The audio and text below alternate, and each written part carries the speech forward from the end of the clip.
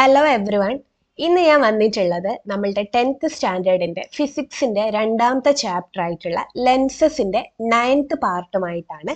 അപ്പോൾ ഇതുവരെയുള്ള ഭാഗങ്ങൾ കാണാത്തവരായിട്ടുണ്ടെങ്കിൽ ആ വീഡിയോസ് ഒന്ന് കണ്ടതിന് ശേഷം ഈ വീഡിയോ കാണാനായിട്ട് ശ്രമിക്കാം. അപ്പം നമുക്ക് ക്ലാസ്സിലേക്ക് കടക്കാം. നമ്മൾ കഴിഞ്ഞ ക്ലാസ്സിലൊക്കെ ലെൻസ് യൂസ് ചെയ്ത ഇൻസ്ട്രുമെന്റ്സിനെ കുറിച്ചായിരുന്നു പറഞ്ഞിട്ടുള്ളത് അല്ലേ. അങ്ങനെ ലെൻസ് ഉപയോഗിച്ചിട്ടുള്ള ഒരു ഇൻസ്ട്രുമെന്റ് ആയിരുന്നു നമ്മളുടെ കോമ്പൗണ്ട് മൈക്രോസ്കോപ്പ് അല്ലേ. കോമ്പൗണ്ട് മൈക്രോസ്കോപ്പിൽ നമ്മൾ രണ്ട് ലെൻസ് യൂസ് ചെയ്യുന്നുണ്ടായിരുന്നു അല്ലേ. ഒരു ഒബ്ജക്റ്റീവ് ലെൻസും ഒരു ഐ പീസിൽ ഒരു ലെൻസും, അങ്ങനെ രണ്ട് ലെൻസ് ആയിരുന്നു നമ്മൾ കോമ്പൗണ്ട് മൈക്രോസ്കോപ്പിൽ യൂസ് ചെയ്തിട്ടുള്ളത്. അതേപോലെ തന്നെ ഒരു ഇൻസ്ട്രുമെന്റ് ആണ് നമ്മളുടെ റിഫ്രാക്റ്റിംഗ് ടെലസ്കോപ്പും. റിഫ്രാക്റ്റിംഗ് ടെലസ്കോപ്പിൽ നമ്മൾ ലെൻസ് യൂസ് ചെയ്യുന്നുണ്ട്. അപ്പൊ നമുക്ക് റിഫ്രാക്റ്റിംഗ് ടെലസ്കോപ്പ് എന്താണെന്ന് നോക്കാം. Refracting telescopes are instruments to see distant objects clearly അല്ലേ. നമ്മൾ മൈക്രോസ്കോപ്പ് എന്തിനായിരുന്നു യൂസ് ചെയ്തിട്ടുള്ളത്? ചെറുതായിട്ടുള്ള ഒബ്ജക്ട്സിനൊക്കെ വലുതാക്കിയിട്ട് അല്ലെ, മാഗ്നിഫൈഡ് ആയിട്ട് കാണാൻ വേണ്ടിയിട്ടായിരുന്നു നമ്മൾ മൈക്രോസ്കോപ്പ് യൂസ് ചെയ്തിട്ടുള്ളത് അല്ലെ. റിഫ്രാക്റ്റിംഗ് ടെലസ്കോപ്പ് എന്തിനാ യൂസ് ചെയ്യുന്നത്? ദൂരെയുള്ള ഒബ്ജക്ട്സിന് അല്ലെ, ദൂരെയുള്ള ഒബ്ജക്ട്സിന് ക്ലിയർ ആയിട്ട് കാണാൻ വേണ്ടിയിട്ടാണ് നമ്മൾ ടെലസ്കോപ്പ് യൂസ് ചെയ്യുന്നത്. The invention of the telescope brought about A great change in the study of the universe. അതായത് ഈ ടെലസ്കോപ്പ് കണ്ടുപിടിച്ചതിലൂടെ നമ്മളുടെ യൂണിവേഴ്സിൽ കുറേ സ്റ്റഡീസ് ഒക്കെ നടന്നിട്ടുണ്ട് അല്ലേ. ആ സ്റ്റഡീസിലൊക്കെ പല പല മാറ്റങ്ങളും നമുക്ക് കൊണ്ടുവരാനായിട്ട് പറ്റിയിട്ടുണ്ട് അല്ലേ. നമ്മളുടെ സെലസ്റ്റിയൽ ബോഡീസ് ഇല്ലേ, നമ്മളുടെ പ്ലാനറ്റ്സ്, സ്റ്റാർസ്, മൂൺസ്, ഇതിനൊക്കെ കുറിച്ചുള്ള പഠനങ്ങളും ഒക്കെ നമുക്ക് ഈ ഒരു റിഫ്രാക്റ്റിംഗ് ടെലസ്കോപ്പ് യൂസ് ചെയ്തിട്ട് ചെയ്യാനായിട്ട് പറ്റിയിട്ടുണ്ട്. There are different types of telescopes that make use of reflection and refraction of light. അതായത് പല തരത്തിലുള്ള ടെലസ്കോപ്പ് ഉണ്ട്. ചില ടെലസ്കോപ്പിൽ റിഫ്ലക്ഷൻ ആയിരിക്കും വർക്കിംഗ് പ്രിൻസിപ്പിൾ ആയിട്ടുള്ളത്, ചില ടെലസ്കോപ്പിലോ റിഫ്രാക്ഷനും ആയിരിക്കും. അപ്പം നമ്മൾ പഠിക്കാൻ പോകുന്നത് റിഫ്രാക്റ്റിംഗ് ടെലസ്കോപ്പാണ്. അതായത് റിഫ്രാക്ഷൻ ഓഫ് ലൈറ്റ്. എന്താണ്? റിഫ്രാക്ഷൻ ഓഫ് ലൈറ്റ് ആണ് ഈ ഒരു ടെലസ്കോപ്പിന്റെ വർക്കിംഗ് പ്രിൻസിപ്പിൾ ആയിട്ട് വരുന്നത്. അപ്പോൾ റിഫ്രാക്റ്റിംഗ് ടെലസ്കോപ്പിൽ എന്താണ്? റിഫ്രാക്ഷൻ ഓഫ് ലൈറ്റ് ആണ്. Telescope whose working is based on the refraction of light. അപ്പോൾ ടെലസ്കോപ്പിനെ കുറിച്ച് പറയുകയാണെങ്കിൽ ഇത്രയാണുള്ളത്.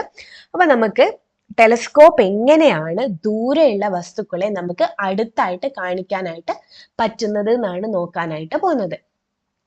മൈക്രോസ്കോപ്പ്, കോമ്പൗണ്ട് മൈക്രോസ്കോപ്പ് പറയുമ്പോൾ നമ്മൾ രണ്ട് ലെൻസിനെ കുറിച്ച് പറഞ്ഞിട്ടുണ്ടായിരുന്നു അല്ലേ. ഒന്ന് ഒബ്ജക്റ്റീവ് ലെൻസും ഒന്നെന്താണ്?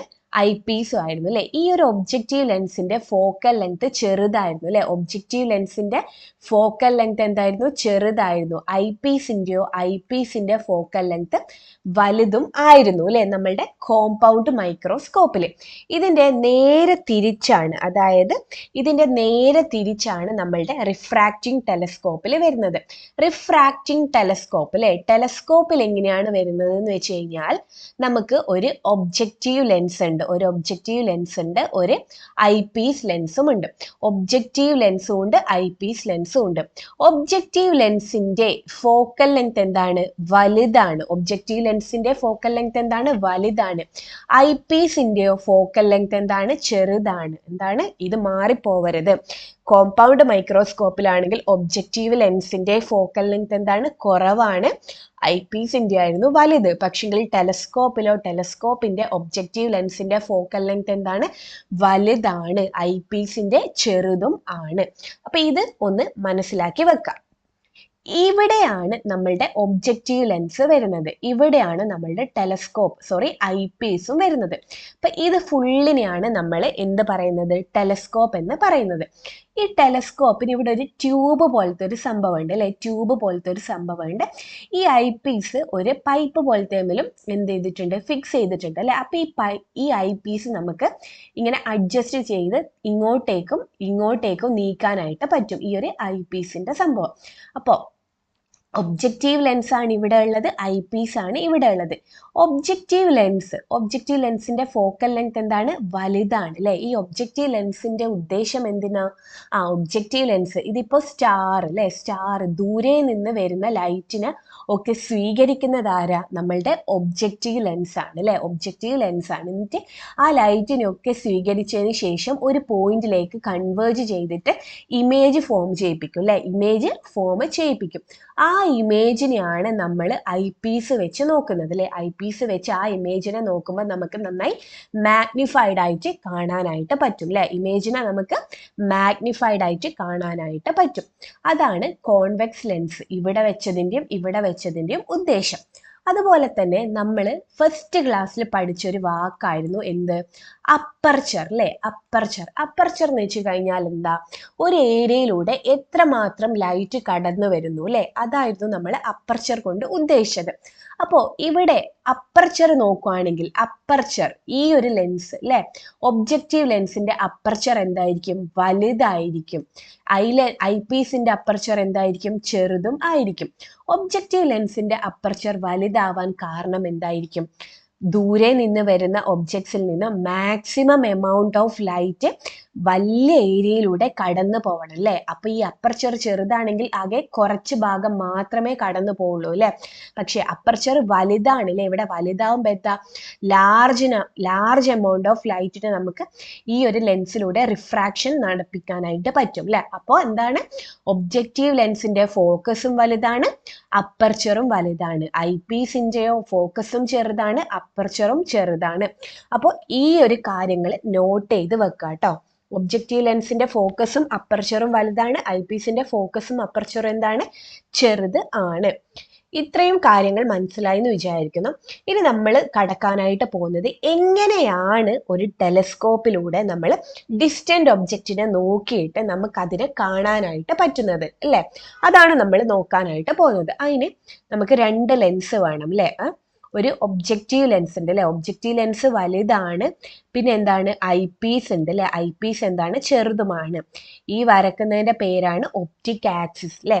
ഇവിടെ എന്തുണ്ട്? ഒപ്റ്റിക് സെന്ററും ഉണ്ട് അല്ലെ. ഒപ്റ്റിക് സെന്ററും ഉണ്ട്. ഒബ്ജക്റ്റീവ് ലെൻസിന്റെ ഫോക്കൽ ലെങ്ത് എന്താണ്? വലുതാണ് അല്ലെ. ഏകദേശം ഇത്രയും ദൂരത്തേക്ക് വരും അല്ലെ. ഒബ്ജക്റ്റീവ് ലെൻസ് ആയതുകൊണ്ട് ഫോക്കൽ ലെങ്തിന് FO എന്ന് എഴുതാം അല്ലെ. FO എന്ന് നമുക്ക് എഴുതാനായിട്ട് പറ്റും. അപ്പൊ ഇത്രയും കാര്യങ്ങൾ വരച്ച് ഇനി എന്താണ്? നക്ഷത്രമുണ്ട് അല്ലെ. നക്ഷത്രമുണ്ട്.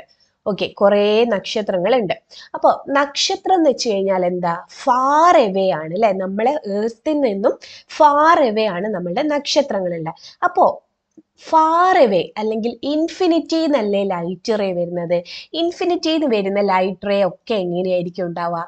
പാരലൽ ആയിട്ടായിരിക്കും ഉണ്ടാവുക. എങ്ങനെയാ ഉണ്ടാവുക? പാരലൽ ആയിട്ടായിരിക്കും ലൈറ്റ് റേസ് ഒക്കെ ഉണ്ടാവുക. അപ്പോ നമ്മൾ പഠിച്ചിട്ടുണ്ട്, എന്താ നമ്മൾ പഠിച്ചിട്ടുള്ളത്? പാരലൽ ആയിട്ട് വരുന്ന ലൈറ്റ് റേ ഏതിലൂടെ ആയിരിക്കും പാസ് ചെയ്യുക? ഫോക്കസിലൂടെ ആയിരിക്കും പാസ് ചെയ്യുക അല്ലെ. ഏതിലൂടെ ആയിരിക്കും പാസ് ചെയ്യുക? ഫോക്കസിലൂടെ ആയിരിക്കും പാസ് ചെയ്യുക. അപ്പോൾ നമുക്ക് വരച്ചു നോക്കാം. ഓക്കെ, ആദ്യം തന്നെ ഒരു പാരലൽ ലൈറ്റ് റേ വന്ന് ലെൻസിന്മേൽ തട്ടി അല്ലെ. ലെൻസിന്മേൽ തട്ടി കുറേ റേസ് വരും അല്ലെ. കുറേ റേസ് ഇങ്ങനെ പാരലൽ ആയിട്ട് വരുന്നത് ഉണ്ടാവും. പക്ഷെങ്കിൽ എല്ലാ റേയും നമ്മൾ വരക്കണോ? വേണ്ട. എന്നാലും കുറച്ച് ലൈറ്റ് റേസ് ഒക്കെ പാരലൽ ആയിട്ട് ഇങ്ങനെ കുറേ റേസ് എന്ത് ചെയ്യുന്നുണ്ടാവും? ഇങ്ങനെ പാരലൽ ആയിട്ട് വന്ന് വീഴുന്നുണ്ടാവും അല്ലെ. പാരലൽ ആയിട്ട് വന്ന് വീഴുന്നുണ്ടാവും. പിന്നെ ഇത് വരക്കുന്നതിനേക്കാൾ മുന്നേ എനിക്ക് നിങ്ങളോട് പറയാനുള്ള ഒരു കാര്യം എന്താന്ന് വെച്ച് കഴിഞ്ഞാൽ, എല്ലാവരും എന്ത് ചെയ്യുക? ഒരു പെൻസിലും സ്കെയിലും വെച്ച് തന്നെ റേ ഡയഗ്രംസ് വരക്കുക കേട്ടോ. കാരണം എന്താ? ഇല്ലെങ്കിൽ വളഞ്ഞ് പോവും. ഓക്കെ, അപ്പോൾ ഇങ്ങനെ പാരലൽ ആയിട്ട് കുറേ ലൈറ്റ് റേസ് വരുന്നുണ്ട്. അപ്പോൾ ഈ പാരലൽ ആയിട്ട് വരുന്ന ലൈറ്റ് റേസ് ഏതിലൂടെ പോവും? ഫോക്കസിലൂടെയാണ് പോവുക അല്ലെ. ഫോക്കസിലൂടെ കടന്നു പോവും. അതുപോലെ ഇതും എന്ത് ചെയ്യും? ഇതും ഫോക്കസിലൂടെ, ഈ റേസ് ഒക്കെ ഇങ്ങനെ ഫോക്കസിലൂടെയാണ് കടന്നു പോവുക. ഈ ഒപ്റ്റിക് സെന്ററിലൂടെ കടന്നു വരുന്നതോ? ഒപ്റ്റിക് സെന്ററിലൂടെ തന്നെയാണ് തിരിച്ചും പോവുക അല്ലെ. അങ്ങനെ ഈ പാരലൽ റേസ് എന്താണ്? ഫോക്കസിലൂടെ കടന്നു പോയിട്ട് എല്ലാവരും എവിടെ മീറ്റ് ചെയ്യും? ഒരു പോയിന്റിലേക്കാണ് അല്ലെ മീറ്റ് ചെയ്യുന്നത്, ഏതോ ഒരു ഈ ഒരു പോയിന്റിലേക്ക് വന്ന് മീറ്റ് ചെയ്യും. അപ്പോൾ ഈ പോയിന്റിൽ എന്ത് ഫോം ചെയ്യും, നമുക്കൊരു ഇമേജ് ഫോം ചെയ്യും അല്ലെ. ഈ പോയിന്റിൽ എന്ത് ഫോം ചെയ്യും, നമുക്കൊരു ഇമേജ് ഫോം ചെയ്യും. ഇമേജ് ഈസ് ഫോംഡ് അല്ലെ. ഒബ്ജക്റ്റ് എവിടെയാണുള്ളത്, ദൂരെയാണുള്ളത് അല്ലെ. ഒബ്ജക്റ്റ് ദൂരെയാണുള്ളത്, ഇമേജോ ഇവിടെ ആയിട്ട് ഫോം ചെയ്തിട്ടുണ്ട് അല്ലെ. അപ്പോൾ നമ്മളുടെ ഒബ്ജക്റ്റ് എന്താ, ഇൻഫിനിറ്റിന്ന് വരുന്നതാണ് അല്ലെ. അപ്പോൾ ഒബ്ജക്റ്റിന്റെ സൈസ് എന്തായിരിക്കും, വലുതായിരിക്കും അല്ലെ. ഒബ്ജക്റ്റിന്റെ സൈസ് എന്തായിരിക്കും, വലുതായിരിക്കും. നമുക്ക് ഉണ്ടായ ഇമേജോ ചെറുതാണ് അല്ലെ. ഉണ്ടായ ഇമേജ് എന്താണ്, ചെറുത് ആണ് അല്ലെ. ഇനിയിപ്പോ നമ്മൾ കോമ്പൗണ്ട് മൈക്രോസ്കോപ്പിൽ ചെയ്ത അതേ സെയിം കാര്യം തന്നെ, ഇൻഫിനിറ്റിന്ന് വരുന്ന ഒബ്ജക്റ്റിന്റെ ഇമേജ് ആണ് ഇവിടെ ഫോം ചെയ്തിട്ടുള്ളത്. ഇനി എന്ത് ചെയ്യും, ഈ ഒരു ഇമേജ് നമ്മളുടെ ഐ പീസിന്റെ ഒബ്ജക്റ്റ് ആയിട്ടാണ് ആക്ട് ചെയ്യുക. എന്താണ്, ഇൻഫിനിറ്റിന്ന് വരുന്ന ലൈറ്റ് റേന്റെ ഇമേജ് ഇവിടെ ഫോം ചെയ്തു. ഇനി എന്താ, ഈ ഒരു ഇമേജ് നമ്മളുടെ ഐ പീസിന്റെ ഒബ്ജക്റ്റ് ആയിട്ടാണ് ആക്ട് ചെയ്യുക. ഒബ്ജക്റ്റ് ആയിട്ട് ആക്ട് ചെയ്യുമ്പോൾ എന്ത് സംഭവിക്കും, ഈമെന്ന് ലൈറ്റ് റേ പാരലൽ ആയിട്ട് പോകും അല്ലെ. പാരലൽ ആയിട്ട് പോയി കഴിഞ്ഞാൽ ഫോക്കസിലൂടെയാണ് കടന്നു പോവുക. അതുപോലെ തന്നെ ഇതെന്താ, ഒന്ന് പിന്നെ എന്ത് ചെയ്യും, പാരലായിട്ട് കടന്നു പോകും, അതും എന്ത് ചെയ്യും, ഫോക്കസിലൂടെ കടന്നു പോകും. നമ്മളുടെ കണ്ണിന്റെ ഫോക്കസിലേക്കാണ് അത് വരുന്നത്. എവിടെയാ വരുന്നത്, നമ്മളുടെ കണ്ണിന്റെ ഫോക്കസിലേക്കായിട്ടാണ് വരുന്നത്. അപ്പോൾ ഇതിനെ നമ്മൾ എക്സ്റ്റെൻഡ് ചെയ്ത് വരക്കുകയാണെങ്കിൽ എന്താണ്, ഇതിനെ നമ്മൾ എക്സ്റ്റെൻഡ് ചെയ്ത് വരക്കുകയാണെങ്കിൽ എന്താ, ഒരു ഇമേജ് ഫോം ചെയ്യും അല്ലെ. ഇത് കൂട്ടിമുട്ടുന്നിടത്തിൽ എന്ത് ചെയ്യും, ഒരു ഇമേജ് ഫോം ചെയ്യും അല്ലെ. അപ്പൊ എന്താണ്, ഇത് നമ്മളുടെ കണ്ണിന്റെ ഫോക്കസിലേക്ക് വന്നു കഴിഞ്ഞാൽ നമുക്ക് എന്ത് ചെയ്യാൻ പറ്റും, ഇമേജിനെ കാണാനായിട്ട് പറ്റും അല്ലെ. ഇമേജിനെ കാണാനായിട്ട് പറ്റും. അപ്പോൾ ഈ ഒരു ഇമേജിന്റെ പ്രത്യേകത എന്തൊക്കെയാണ്, ഈ ഒരു ഇമേജിന്റെ പ്രത്യേകത എന്താ, ഈ ഒരു ഒബ്ജക്റ്റിനേക്കാൾ വലുതാണ് അല്ലെ. നന്നായി വലുതായിട്ടാണ് നമുക്ക് കാണാനായിട്ട് പറ്റുന്നത്. പിന്നെ എന്താണ്, ഇതെങ്ങനെയാണ് ഉള്ളത്, അതുപോലെ തന്നെയാണ് ഉള്ളത് അല്ലെ. ഇതെങ്ങനെയാണ് ഉള്ളത്, അതേപോലെ തന്നെയാണ് ഉള്ളത്. നമ്മളുടെ ഇവിടുന്ന് വരുന്ന ഒബ്ജക്റ്റ് അപ്രൈറ്റ് ആയിട്ടായിരിക്കും, ഇറക്റ്റ് ആയിട്ടായിരിക്കും ഉണ്ടാവുക അല്ലെ. ഇവിടെ എത്തുമ്പോഴേക്ക് എന്ത് സംഭവിച്ചിട്ടുണ്ട്, ഇൻവേർട്ടഡ് ആയിട്ടുണ്ട് അല്ലെ. ഈ ഒരു ഇൻവേർട്ടഡ് ഇമേജിന്റെ കുറച്ചും കൂടി മാഗ്നിഫൈഡ് ആയിട്ടുള്ള വലിയൊരു ഇമേജ് ആണ് നമുക്ക് ഇവിടെ കിട്ടിയിട്ടുള്ളത് അല്ലെ. അപ്പൊ നമുക്ക് കണ്ണ് വെച്ച് ഐ പീസിലൂടെ നോക്കുമ്പോൾ എന്ത് സംഭവിക്കും, വലിയ ഒരു ഇമേജ് ആയിട്ട് നമുക്ക് കാണാനായിട്ട് പറ്റും. അതായത് ദൂരെയുള്ള ഒരു നക്ഷത്രത്തിനെയൊക്കെ നമുക്ക് അത്യാവശ്യം വലിപ്പത്തിൽ നമുക്ക് ടെലസ്കോപ്പ് വഴി കാണാനായിട്ട് പറ്റും. അപ്പൊ ഇതാണ് ഒരു റിഫ്രാക്റ്റിംഗ് ടെലസ്കോപ്പിന്റെ വർക്കിംഗ് പ്രിൻസിപ്പിൾ. ഇവിടെ നോക്ക്, ഈ ഒരു ചിത്രം നോക്ക്, ഇവിടെ നമുക്ക് ഒബ്ജക്റ്റീവ് ലെൻസും ഉണ്ട്, ഐ പീസ് ലെൻസും ഉണ്ട് അല്ലെ. ഒബ്ജക്റ്റീവ് ലെൻസിന്റെ എന്താണ്, ഫോക്കൽ ലെങ്ത് കൂടുതലാണ്, ഐ പീസിന്റെ കുറവാണ് അല്ലെ. ഡിസ്റ്റന്റ് ഒബ്ജക്റ്റിൽ നിന്ന് ലൈറ്റ് റേ പാരലായിട്ട് വന്ന് ഈ രണ്ട് റേയും ഒരു പോയിന്റിൽ വെച്ച് മുട്ടും അല്ലെ. ആ മുട്ടുന്ന പോയിന്റിലേക്ക് ഒരു ഇമേജ് ഫോം ചെയ്യും. ആ ഇമേജ് ആണ് നമ്മളുടെ ഐ പീസിന്റെ ഒബ്ജക്റ്റ് ആയിട്ട് ആക്ട് ചെയ്യുന്നത്. ഇനി എന്ത് ചെയ്യും, ഇതിൽ നിന്ന് വരുന്ന പാരലൽ റേസ് നമ്മളുടെ കണ്ണിലേക്ക് അല്ലെ, നമ്മളുടെ കണ്ണിലേക്കാണ് വരുന്നത്, കണ്ണിന്റെ ഫോക്കസിലേക്ക് വരും. എന്നിട്ട് എന്താ, ഇതിനെ നമ്മൾ എക്സ്റ്റെൻഡ് ചെയ്ത് വരച്ചു കഴിഞ്ഞാൽ ഒരു പോയിന്റിൽ വന്ന് മുട്ടും അല്ലെ. ഇവിടെ നമുക്ക് ഇമേജ് ഫോം ചെയ്യുന്നതായിട്ട് വരും അല്ലെ. അപ്പൊ ഈ ഇമേജിന്റെ പ്രത്യേകത എന്താ, ഒബ്ജക്റ്റ് എവിടെയാണോ വെച്ച് അവിടെ തന്നെയാണ് ഇമേജ് ഫോം ചെയ്തത് അല്ലെ, അതേ സൈഡിൽ തന്നെയാണ്. അപ്പൊ ഇതെന്തായിരിക്കും, വെർച്വൽ ഇമേജ് ആയിരിക്കും അല്ലെ, വെർച്വൽ ഇമേജ് ആയിരിക്കും. ഓക്കെ, അങ്ങനെയാണെങ്കിൽ നമുക്ക് ആ ഒരു ടേബിൾ ഫില്ല് ചെയ്യാം, നോക്കാം. The main parts of the telescope are objective and eyepiece. Identify their characteristics and complete the table given below. Lens ഉണ്ട് അല്ലെ, ഒബ്ജക്റ്റീവും ഐ പീസും. ഫോക്കൽ ലെങ്ത് ഒബ്ജക്റ്റീവിന്റെ എന്താണ്, മോറാണ് അല്ലെ, ഫോക്കൽ ലെങ്ത് മോറാണ്. ഐ പീസിന്റെ എന്താണ്, ലെസ് ആണ്. ഇതിപ്പോ കോമ്പൗണ്ട് മൈക്രോസ്കോപ്പിന്റെ ആണെങ്കിൽ ഒബ്ജക്റ്റീവ് ലെൻസ് എന്തായിരുന്നു, ലെസ് ആയിരുന്നു, ഐ പീസ് ആണെങ്കിൽ മോറും ആയിരുന്നു. അപ്പർച്ചർ എങ്ങനെയായിരുന്നു, ഒബ്ജക്റ്റീവ് ലെൻസിന്റെ മോറാണ് അല്ലെ, ഐ പീസിന്റെയോ ലെസ്സും ആണ്. ക്യാരക്ടറിസ്റ്റിക്സ് ഓഫ് ദ ഇമേജ് അല്ലെ, ഒബ്ജക്റ്റീവ് ലെൻസ് ഫോം ചെയ്ത ഇമേജിന്റെ പ്രത്യേകത എന്താ, ചെറുതാണ് അല്ലെ, ഡിമിനിഷ്ഡ് ആണ് അല്ലെ, ഡിമിനിഷ്ഡ് ആയിരുന്നു. പിന്നെ എന്താണ്, ഇൻവേർട്ടഡ് ആയിരുന്നു അല്ലെ, ഇൻവേർട്ടഡ് ആയിരുന്നു, റിയലും ആയിരുന്നു അല്ലെ, റിയലും ആയിരുന്നു. ഐ പീസ് ഫോം ചെയ്തതോ കുറച്ചും കൂടി വലുതാണ് അല്ലെ, മാഗ്നിഫൈഡ് ആണ് അല്ലെ, മാഗ്നിഫൈഡ് ആണ്.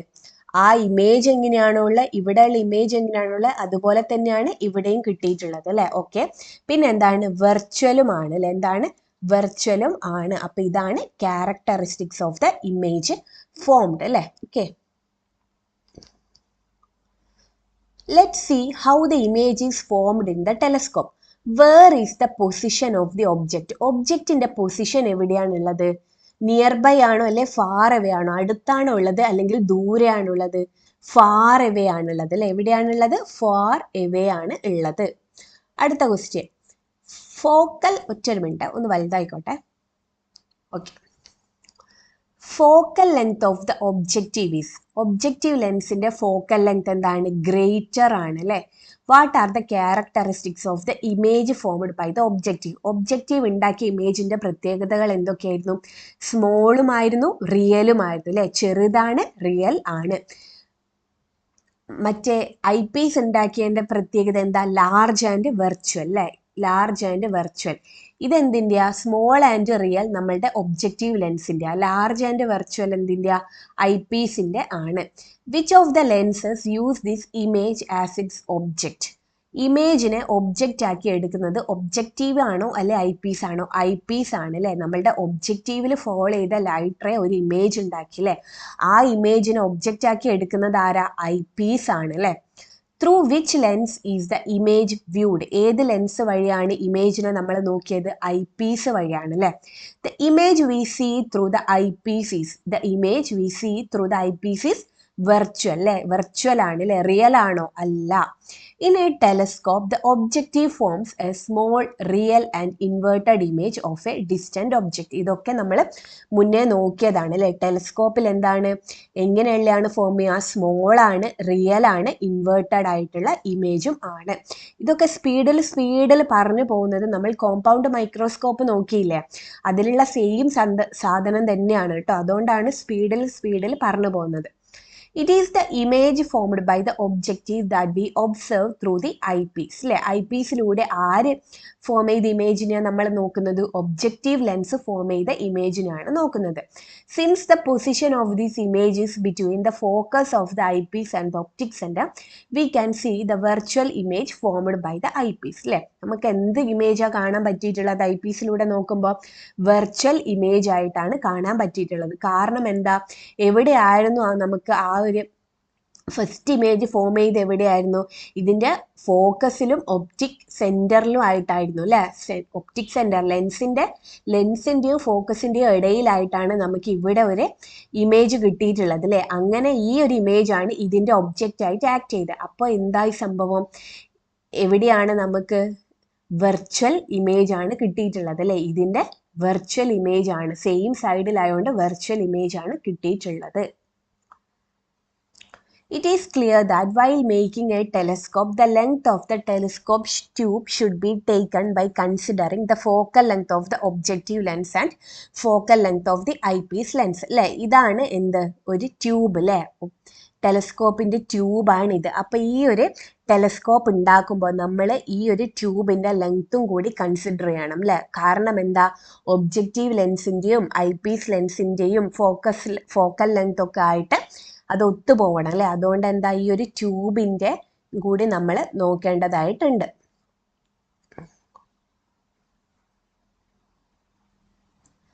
ഇനി എന്താ, now haven't you understood how distant objects can be clearly scene in A telescope? അപ്പം നമുക്ക് എന്തായി മനസ്സിലായി? ഡിസ്റ്റന്റ് ഒബ്ജക്റ്റ്, ദൂരെയുള്ള വസ്തുക്കളെ എങ്ങനെയാണ് ടെലസ്കോപ്പിലൂടെ നമുക്ക് കാണാൻ പറ്റുന്നത് എന്ന് മനസ്സിലായി. ഇനി ലെറ്റ്സ് മേക്ക് എ ടെലസ്കോപ്പ്. ഇവിടെ നിങ്ങൾക്ക് ഒരു ടെലസ്കോപ്പ് നിർമ്മിക്കാൻ വേണ്ടിയിട്ടുള്ള കുറച്ച് കാര്യങ്ങളാണ് കൊടുത്തിട്ടുള്ളത്. PVC പൈപ്പും പിന്നെ 2 different types of convex lens, അതായത് ഫോക്കൽ ലെങ്ത്തിൽ വ്യത്യാസമുള്ള 2 കോൺവെക്സ് ലെൻസ് വേണം. അതൊക്കെ യൂസ് ചെയ്തിട്ട് ഒരു ടെലസ്കോപ്പ് ഉണ്ടാക്കുന്നതാണ് ഇവിടെ വരച്ചിട്ടുള്ളത്. താല്പര്യമുള്ള ആൾക്കാർക്ക് ഇത് ചെയ്ത് നോക്കാനാവുന്നതേ ഉള്ളൂ, വായിച്ചു കഴിഞ്ഞാൽ മനസ്സിലാവുന്നതേ ഉള്ളൂ. അപ്പോൾ താല്പര്യമുള്ള ആൾക്കാർ വായിച്ച് മനസ്സിലാക്കി ചെയ്തു നോക്കാം. Why is it said not to look at the sun through a telescope? Search and find out. എന്തുകൊണ്ടാണ് ടെലിസ്കോപ്പ് യൂസ് ചെയ്തിട്ട് ഡയറക്റ്റ് ആയിട്ട് സണ്ണിനെ നോക്കരുത് എന്ന് പറയാനായിട്ടുള്ള കാരണം എന്താണ് എന്നാണ് ചോദിച്ചിട്ടുള്ളത്. അതെന്തായിരിക്കും കാരണം എന്നുള്ളത് നിങ്ങൾ കമൻറ്റ് സെക്ഷനിലൂടെ അറിയിക്കാം. അതുപോലെ തന്നെ നമ്മളുടെ ഈ ഒരു സെക്കൻഡ് ചാപ്റ്റർ ഇവിടെ കഴിയുകയാണ്. അപ്പോൾ ഇനി നമുക്ക് ഇതിൻ്റെ ലെറ്റ്സ് അസസ് നോക്കാനുണ്ട്. അപ്പോൾ ക്ലാസ്സിനെ പറ്റിയിട്ടുള്ള അഭിപ്രായങ്ങളൊക്കെ നിങ്ങൾ കമൻറ്റ് സെക്ഷനിലൂടെ അറിയിക്കുക. ഞാനിനി വേറെ ഏതെങ്കിലും സബ്ജക്റ്റ് എടുക്കണമെങ്കിൽ അതും നിങ്ങൾ കമൻറ്റ് സെക്ഷനിലൂടെ അറിയിക്കാം. അപ്പോൾ എല്ലാവർക്കും all the best. Thank you.